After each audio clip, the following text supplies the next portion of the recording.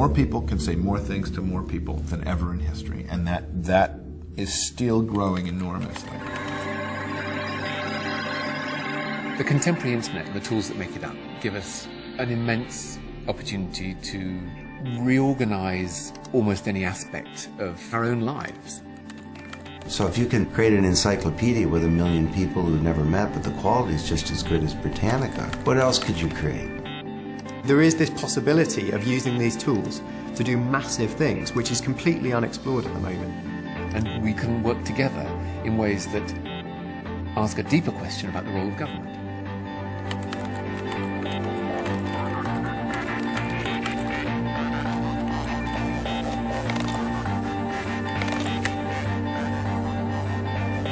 There's a whole new model that's emerging where we become part of the government. I think we've got the technology that any vote that's in Parliament could be offered to the entire country. This is a very profound change. I'm not talking about people lobbying outside parties influencing government. I'm talking about unbundling and reconstituting what is a government. A revolution doesn't happen when society adopts new tools. It happens when society adopts new behaviors.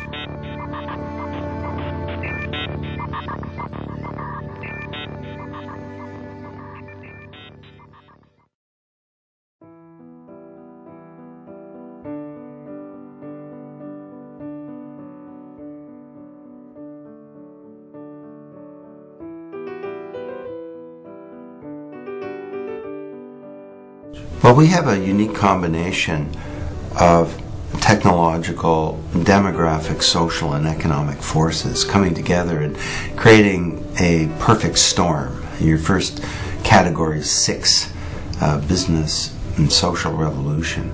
The new web, this isn't your great uncle's internet, you know. This is no longer about websites and eyeballs and stickiness and clicks and page views. This is a platform for collaboration.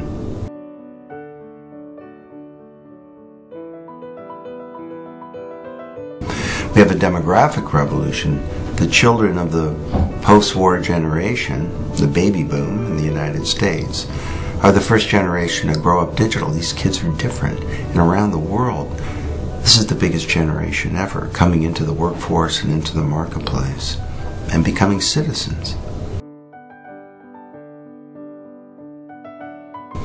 We have a social revolution. There are 220 million people on MySpace, and Facebook is growing at close to 2 million members a week, and there's a new blog created every second of the day, 24 hours a day, and people can now self-organize to create communities like never before. And you put all that together, you get an economic revolution.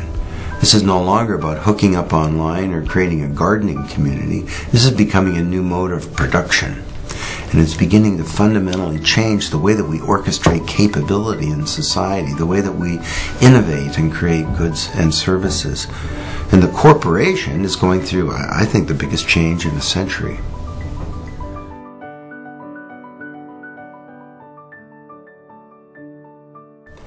We think of customers as only being outside the boundaries of companies.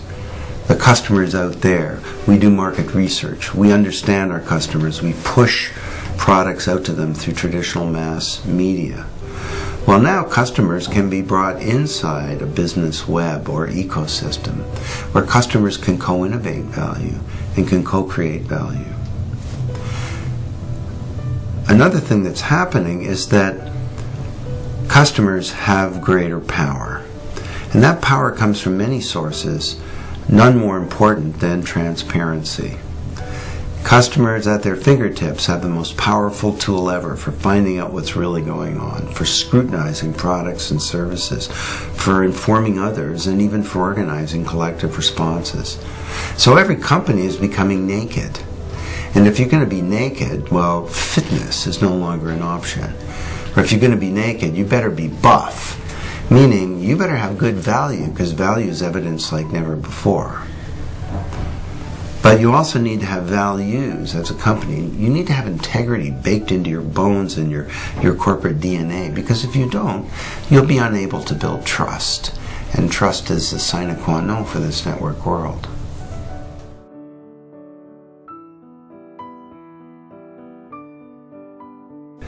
There's a profound transformation that's taking place in the relationship between citizens and their governments. You know, governments really grew up at the same period as the old vertically integrated industrial corporation. And we needed layers of bureaucracy. Bureaucracy was a really positive term. 100 years ago, it was the hot new idea in management.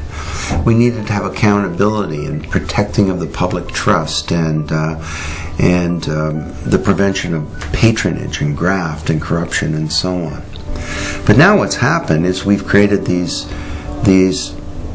somewhat inefficient, hierarchical, vertically integrated government organizations that are inappropriate for the demands of the new global